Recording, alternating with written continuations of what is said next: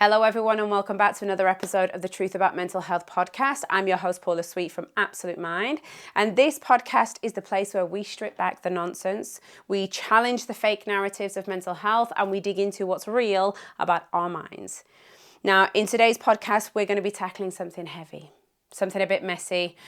We're actually talking about trauma. Now, it's raw, it's uncomfortable, it is messy, and it is everywhere.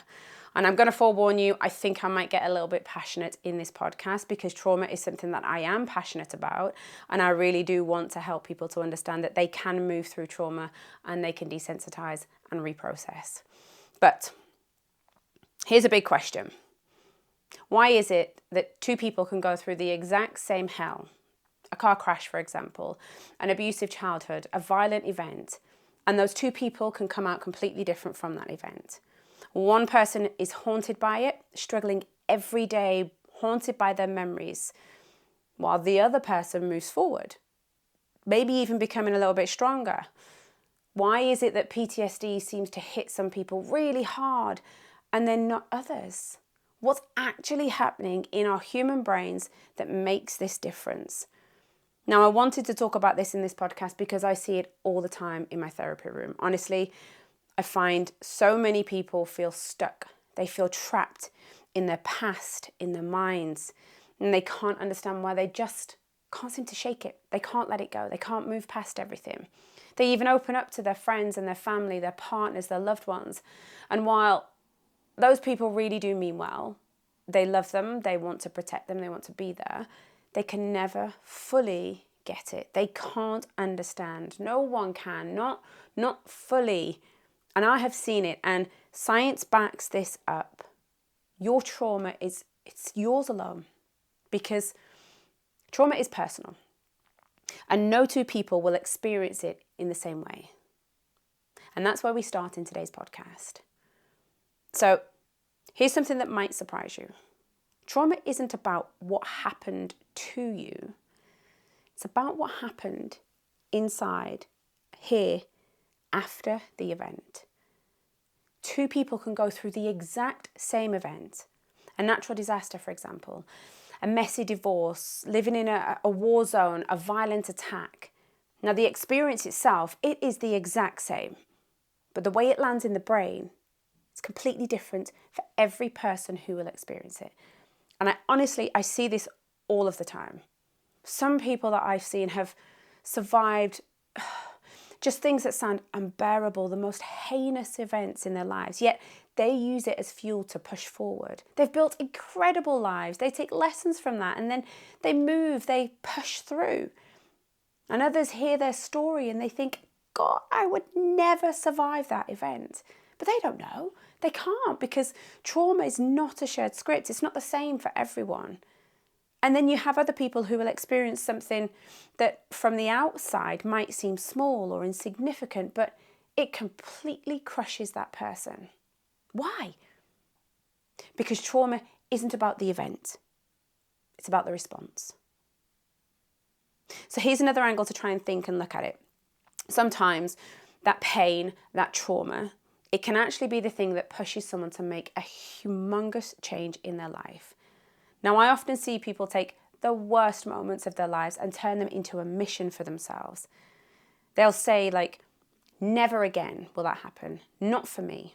Not for my kids. Not for anyone who I love. I'll never let my kids experience what I did when I was a child. In fact, I'm going to make sure I protect other kids that aren't my own. I'm going to look out for kids. Now, that same hell can destroy one person and ignite another. So what is the difference? Why does trauma hit us all so very differently? How do we process it as humans? What shapes the outcome for us? How does it ripple through our lives and show up for us? Why do some people carry trauma like a weight that they just can't seem to put down, while others turn it into something powerful, a lesson, a mission? Is it strength? Is it weakness? Is it that some people are just built strong, tough, resilient? Or is it something bigger at play? Now, I think it's messier than that. I think it's more complex. And there is no single answer for every single person. It just isn't that way. It's a web. It's messy. It's a It's a web of factors that come into play. It's biology, it's history, it's mindset. But here's the big kicker for everyone to take from this podcast is we can grab it. We can steer it. We can move past it. We can't erase it. We can't erase those events, those memories, but we can move through it.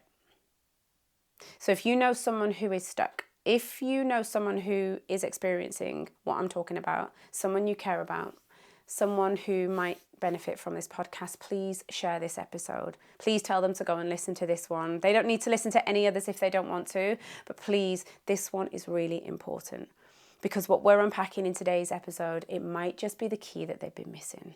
It might be the piece that just allows them to move through their trauma and create dynamic change for themselves. So we're going deep. We're going real deep. We're busting myths about trauma. We're exposing how memories will twist and they'll lie. And we're going to ask the questions that most people dodge. Why do some people suffer endlessly? Why do others rise from their traumas? Can healing actually happen? Let's dive in. Let's cut the fluff. Let's just forget what you've heard before. And like I said earlier in this podcast, trauma is not the event that happened. It's not the car wreck. It's not the shouting matches. It's not the fists or the silence. It's how you, your body, your brain, it's how you react to it. That is the core to all of this. That's where it lives. And these are the principles that decide how that traumatic event is stored and how it actually shows up on a daily basis or a regular basis for you. Now, if you think about it this way, if trauma was just the thing, the event that happened, every soldier would come home with PTSD. Every child from a broken family would fear love forever. Every crash survivor would ditch their keys and never drive again. But that's just not the reality. That's not what happens. Some soldiers thrive after war. Some soldiers take what they learned from war, their experience, and help it to build a powerful, resilient, strong person. Some children of divorce build solid relationships. They build the most empathetic, emotionally available, loving household. Some crash victims drive the next day. So what is really going on? What's the real story to trauma and how it shows up for people in different ways? Now, I say this everywhere, and I remember releasing reels and TikToks and all sorts about this one thing. Your brain has got one mission, and that is to keep you alive. That's it. It needs to keep you alive. Now, when something overwhelming hits, we have a threat, a loss, a shock. Your brain scrambles. It's like a computer, rewriting code on the fly all the time. And it's learning. It's building maps. After every experience, a new map gets built. And it remembers and it builds these structures and it thinks things like, here's how we survive this thing the next time it happens. And sometimes that works. Sometimes your brain does a marvelous job. The pain processes, you move on, but sometimes it's too much. Sometimes it's just too fast, too big. So the brain locks it up and stores it away. And you think it's gone. You think that's it, it's dealt with, I can move on, I can carry on with life. And then, boom, the nightmares happen, the flashbacks, you have a random trigger on your way to work and you are raging with anxiety or you're numb, you're stuck in a state of fight or flight. Now that is trauma showing its face. Its ugly head rearing time and time again because it's not being processed. Now, here is a brutal part and an honest part. You don't get to pick how it lands. Not at first anyway. It's not about guts or grit. It's your nervous system. It's your wiring. It's your past experiences. Even your DNA. The event is just a trigger. What's inside of you, that's the gunpowder. That's the bit that gives it either energy or you take it as fuel and move forward with it. Let me put it this way. If you grew up in chaos, so your parents have checked out, they're emotionally unavailable, you're always fending for yourself, your brain is already on high alert. It's already in its survival mode. That's its default mode. So it's up here. Then later in your life, trauma hits. Say a betrayal or an accident. Now your brain isn't starting from zero. You're already here. from your past experiences. You're already at capacity. So your breaking point is closer than most people. That's why this trauma feels heavier. That's why it sticks harder. That's why it's so impactful compared to other people experiencing the same thing. But then even if we flip the coin, some of the toughest people I've ever met have come from that very same chaos. So the neglect, it taught them resilience.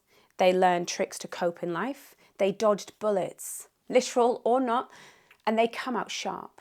They've come out strong. They've come out resilient and powerful. So their past primed them to fight, not to fall. It's not black and white. It's no single path for every single person. And this is where I say trauma is messy. It is difficult, but it's not impossible to work through. And trauma doesn't have to define you.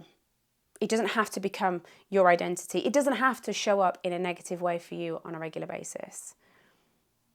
Now, did you know that people with solid friends, family members, a crew, just a tribe of people, they tend to process these things better? Now, why is that? That is purely down to safety. When someone hears you, when you have a group of people and you feel they've got your back, they understand you, they hear you, they believe you, they don't brush it off with oh, it's not a big deal, you're fine. Your brain relaxes. It comes out of its fight or flight. It comes out of survival mode. And it can sort out the mess. It can integrate it. It can't bury it. It can't do that. But then there's a twister to this as well. There's always a twist. There's always a but in this podcast. And I'm sure you're going to learn that as you listen to these podcasts more regularly. I will always throw a but in there. I'll always put a twist on things. The thing with having your tribe, with having your group of people, with having your support, as wonderful as that is, too much support can be detrimental. Some never learn to stand solo. They lean too hard on others around them. They never build their own armor, their strength. Now, both sides happen and both make sense. But again, the idea of this podcast is the understanding that support is vital, but it shouldn't be the only way that we manage to get through things, because too much of it creates an inability for a person to grow, to become strong, and to rely upon themselves when they actually really need to. So have support, but don't rely on it too much. Now, as humans, we are all unique, and some of our brains, they are wired more sensitively. It's natural, it's normal. But when stress hits and cortisol, that stress hormone, it floods in like a tidal wave. Now, trauma for those brains, it's loud, it's vivid. And this isn't a flaw, it's a chemistry in the brain. It's the chemistry, it's the makeup, but your habits, they tweak that chemistry, they alter the chemistry within your brain. So things like bad sleep, junk food, no movement, stress will spike a lot higher for that kind of brain. Then if you flip those habits and you change your habits to help those stress hormones, for example, rest, eat real food, move more, you've then got what I call a mental buffer. Now, it's not everything. It's not going to take everything away, but it's a lot when you have a more sensitive brain doing what I call the healthy mental habits. They're far more imperative and helpful if you're this type of person. So please be sure to recognize, are your habits helping you if you are a more sensitive person, and can you change them? Because they are things that are within your control. And when you control controllables, things feel a little bit easier. Now, Henry Ford once said, whether you think you can or you can't, you're right. If you walk away from trauma thinking, I'm broken, the world's a threat, trust is dead, your brain's going to buy it, it's going to lock it in tight, it's going to believe it. But if you shift from that mindset and those thoughts, just a tiny bit, you don't need to do massive change, just a tiny alter to, I survived, I can handle this. Suddenly, healing becomes available. Healing is on the table for you at this point. Now, it's not instant. Please don't think that you're going to say positive things and wake up and feel like you've healed and you've processed and you can move on. It's not that easy. It is not easy. It's nitty, it's gritty, it's painful, but it's possible. And it just takes consistent work to get you to the results, to help you to push through trauma and not to live with trauma forever. Remember, it doesn't need to become your identity. It doesn't need to become you. Now, I want you to think of a golden childhood moment, a nice moment if you have one. Let's put you into a state. Think of this lovely golden childhood moment. It's perfect, right? A wonderful moment from childhood, locked in your head, there, stored forever. Now, this moment, this memory in your head, it's probably wrong. Not the facts about the moment, not the facts about the memory, because they're real. It happened. But the feeling that comes with it. Memory is not a video that plays in your mind. It's a story, it's a narrative. And every time you replay it, every time you go over it, it shifts ever so slightly. It's a bit like Chinese whispers. It starts off one way, and then everyone adds and alters it as you go around the circle. Now, this is called memory reconciliation. Your brain tweaks the details every single time. It adds a filter. Your past is not concrete. It's clay, it's changeable, trauma included. It's not set in stone, and you can change it. You can alter the way that you see it. So let's take something like EMDR. So that is eye movement desensitization and reprocessing therapy. Now, this might sound complex, but it's actually a really simple structured process that helps the brain to heal from distress memories. So what you do in EMDR is you recall pain that you experienced whilst you're engaging in what we call bilateral stimulation. So moving your eyes back and forth, tapping your hands, or listening to alternating tones. So it's not just a distraction, it's actually rewiring at play. So you're pulling up the pain whilst putting your brain in an altered state. And then something clicks. The brain processes what once was stuck as pain and now has a new version or memory of what that pain was. It's a bit like a scratched vinyl record. That song is still there on the vinyl, but it stops the skipping, it stops the looping every night. EMDR helps to activate the brain's natural processing system. So it allows it to reframe painful experiences and move them into long-term memory without that emotional charge that once overwhelmed you. Now, I often have people that come into therapy and just say to me, I want to forget. I want to forget everything about it. I want to forget the pain. I want to forget the experience. And I honestly, I get it. And if I could wave a magic wand and take your pain away and take the event away, I would.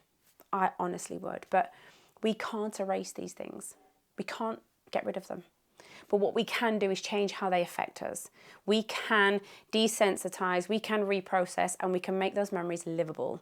So instead of feeling trapped in the past, something like EMDR can help you to move through your pain, move through the trauma. Now, if you've experienced trauma or you're currently going through trauma, perhaps you talk about it. You talk about it with a friend, a therapist, a stranger, and you might find that it changes your mood that day. Their reaction, the room that you're in, it all bends that memory. Now, if you recall that memory in panic, it grows sharp, it grows powerful, darker. It comes ever more impactful in your day. But if you recall it in a calm, Zen-like state, maybe with some music or some laughing nearby, it softens bit by bit. Now that's the reframing trick. And even therapies like psilocybin, they lean into this kind of method. You get put into what we call a chill vibe, Zen vibe. Then the right questions are asked. So your brain is over here in its calm, Zen-like state. And then you're asked questions about that pain, about that experience. But you're chill, you're calm, you're Zen. And then suddenly, that old wound, that old trauma becomes a lesson. It's not a chain, it's not weighing you down. It gets rewired. So in effect, you are your own hypnotist.